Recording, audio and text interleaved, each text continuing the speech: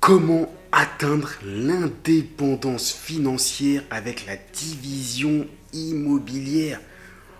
Pop, pop, pop, pop, pop. C'est quoi ces quatre mots là? Indépendance financière, division immobilière. Pop, pop, pop, pop, pop, pop, pop. Willem, explique-nous tout ça. Je sais ce que vous pensez, ok. Donc, vous avez compris, moi c'est Willem. Je parle de division immobilière sur cette chaîne, comment gagner de l'argent avec. Je vous donne tous les dilemmes, je vous parle de la réalité du game. Donc n'hésitez pas à vous abonner, à partager, active la petite cloche et like-moi tout ça correctement. Donc avant qu'on commence, par contre, tu vas récupérer ton petit guide gratuit pour te préparer avec la banque. Donc tout ce qui est stratégie, dossier bancaire, donc c'est gratuit. Fais-toi plaisir, tranquillement, fais-toi plaisir. Ok? Donc reste bien jusqu'au bout parce que tu connais. Le dernier tips, il est puissant pour ceux qui sont les plus courageux, c'est normal, ok? 5 tips aujourd'hui. Tips numéro 1. Qu'est-ce que c'est l'indépendance financière? Bon, tu sais ce que c'est indépendant. Tu sais ce que c'est financier. Ok, donc on peut passer au type. Non, c'est pas vrai, T'inquiète. Faut faire des blagues. Je te vois, Calme-toi. Calme-toi, là, patron. Ok, l'indépendance financière, c'est le fait que, au niveau financier, on ait besoin de personne. C'est le fait aussi de ne pas être dépendant du temps que l'on passe pour gagner de l'argent et de ne pas être dépendant de quelqu'un. Donc c'est ces deux aspects. C'est-à-dire que l'argent que je gagne n'est pas lié au temps que j'y passe. J'ai plusieurs sources de revenus passifs, au moins 2, et mes revenus passifs sont 1,5 fois supérieurs minimum à toutes mes dépenses. Pour moi, c'est ça l'indépendance financière. Et quand tu atteins le level maximum, c'est-à-dire que tu fais ce que tu veux, où tu veux, quand tu veux, avec qui tu veux, et que tu dépenses, donc tu as un certain niveau de dépenses qui est couvert par 1,5 fois minimum tous tes revenus passifs. Ça peut être l'immobilier, l'entrepreneuriat, le coaching, les formations. Bref, il y a plein de choses qui peuvent être liées à tes sources de revenus passifs. Bon, après, le coaching, quand moi aussi je fais de l'accompagnement, c'est pas passif puisque je passe du temps avec la personne. Mais bon, bref, tu t'as compris l'idée, ok? Donc, je t'invite aussi à regarder cette vidéo qui apparaît là. Wow, t'as vu ce mouvement? T'as vu ces mouvements des épaules? Non, faut se concentrer, concentre-toi. Ouais, donc ça apparaît là et sur la gestion de l'argent. Regarde-moi ça, check-moi ça tranquillement, tu vois. Tu vas voir comment gérer ton oseille, tu vois ce que je veux dire. Tip numéro 2. C'est quoi la division immobilière? Donc je t'invite encore à suivre une autre vidéo où je vous parle de comment être riche avec la division immobilière. Donc je t'explique les différents leviers. En gros, la division immobilière, parce que moi, ma définition à moi, c'est quand je divise un lot. Il faut savoir que quand tu vas voir la banque, que tu achètes un immeuble, que tu achètes un parking, que tu achètes un garage, c'est hyper chiant, c'est hyper long. Compromis, notaire, offre de prêt, accord de principe, financement, machin, c'est la même chanson. Donc que j'achète un immeuble à 1 million ou j'achète un appart à 100 000 euros, je suis obligé de passer devant le notaire, ça change rien, je suis obligé d'aller voir la banque. Donc c'est la même longueur. Donc la puissance c'est quoi? C'est que quand tu fais un seul lot, tu puisses diviser le lot pour en faire plusieurs lots ou le diviser en plusieurs personnes. Tu vois ce que je veux dire? Par exemple, le premier élément que j'utilise, moi, c'est la colocation.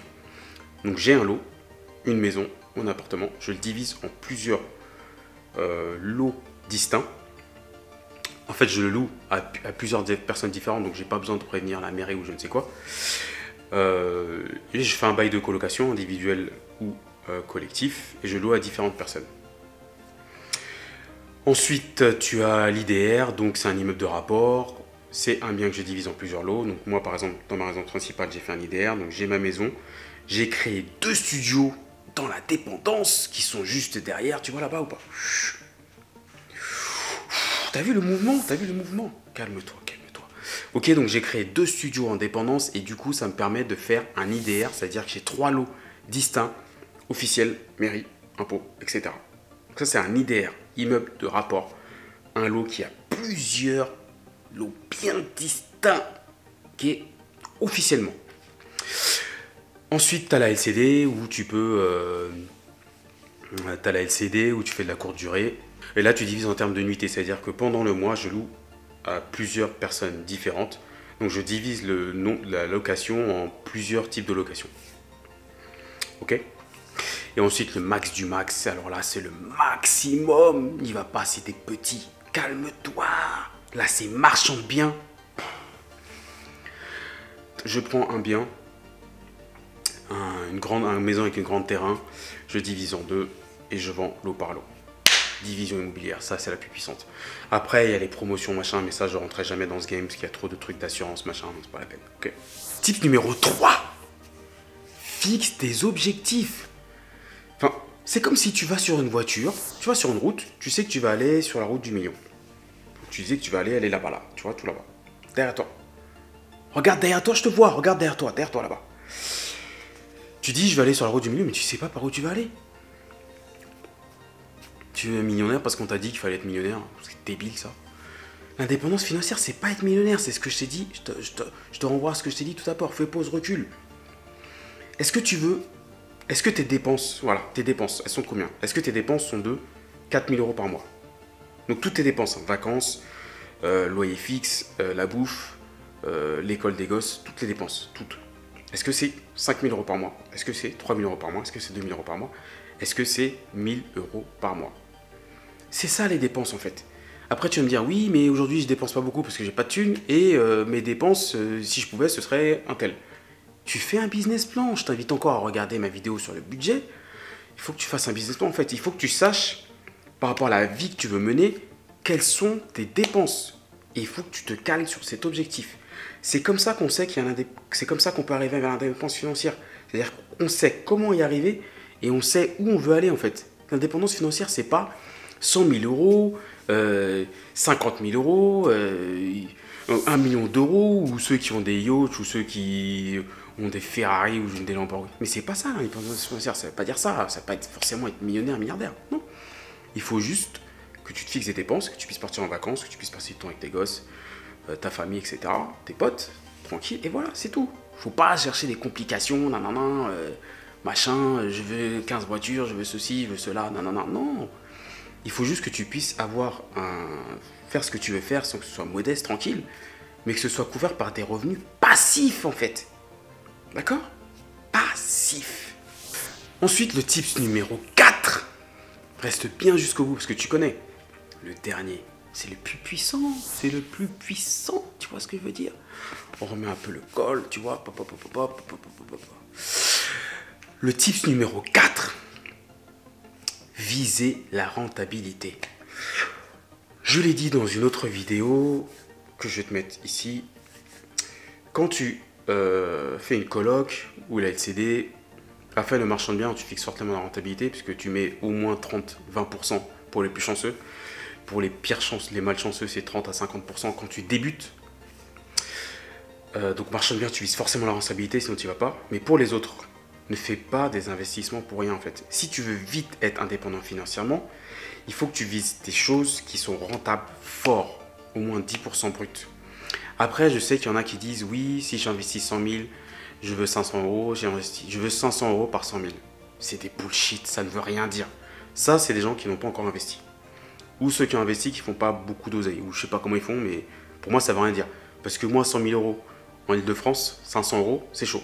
100 000 €, je sais pas où, en quelle province, c'est peut-être plus facile. Moi, pour donner une idée, j'ai dépensé 260K, je fais environ 900K. Donc, je suis pas à 500 € par 100 000.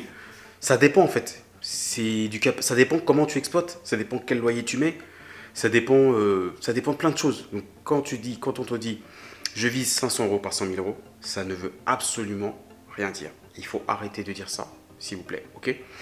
Donc, dès la première coloc, donc moi je suis spécialisé dans ça, donc je t'invite à me dire en commentaire en quoi toi spécialiste. Dès le premier bien, il faut que tu gagnes de l'oseille. Pourquoi? Parce que ça va te permettre d'être indépendant très rapidement et ça va te permettre d'enchaîner avec la banque très rapidement. Parce que si ton premier investissement est merdique, bon courage pour dire à la banque, bah écoutez, celui-là j'ai perdu un peu d'oseille, est-ce que vous pouvez me prêter pour un deuxième? T'es sérieux là? T'as vu le financement que t'as fait d'été, le premier? Allez-y, va te coucher.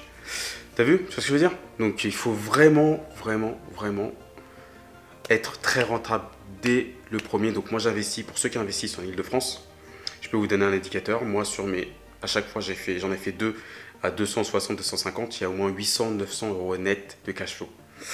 Après, j'ai fait des SCI, des SAS. Enfin bref, j'ai fait plein de choses. J'aurai le temps d'en parler dans une autre vidéo.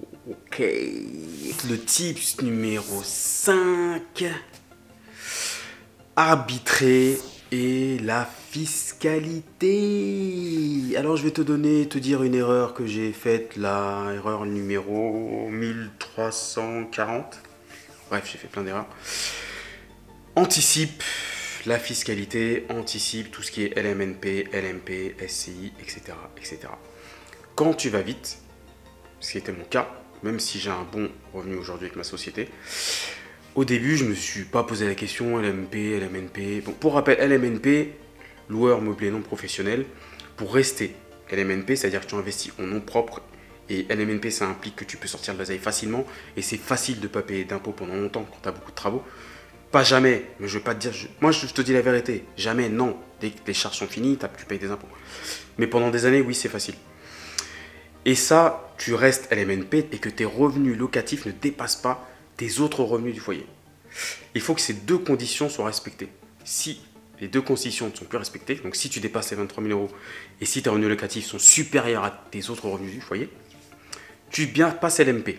LMP, c'est pas si terrible que ça, sauf que si tu es en positif, si tu es en bénéfice, c'est un peu chaud. Enfin bref, il faut que tu anticipes avant de commencer. Ok, j'investis vite. Parce que moi, le but, c'est d'en faire au moins 2-3 par an minimum. Sachant que je suis en Ile-de-France. Hein. Moi, c'est 200K minimum. Je laisse faire le calcul.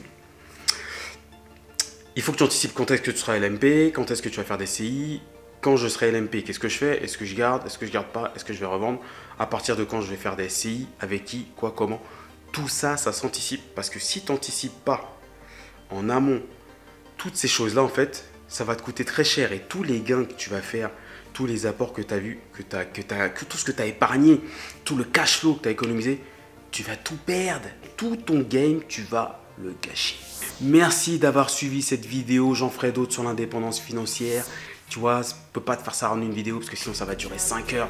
N'oublie pas de récupérer ton guide gratuit. Tu as d'autres liens si tu veux aller plus loin. N'oublie pas de t'abonner, de partager. Merci d'avoir suivi. Ciao!